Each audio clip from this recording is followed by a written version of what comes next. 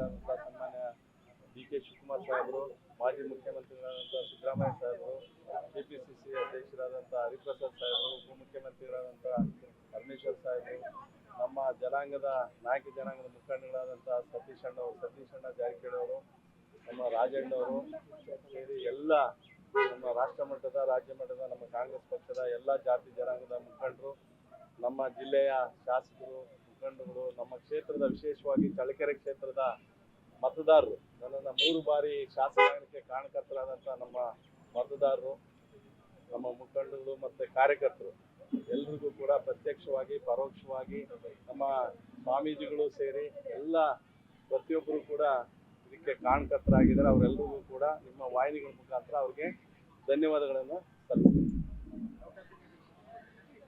ನಾನು ನಮ್ಮ ಪಕ್ಷ ಯಾವ ಖಾತೆ ಅಂತ ನಾನು ಯಾವತ್ತೂ ಕೂಡ ಬಯಸಿಲ್ಲ.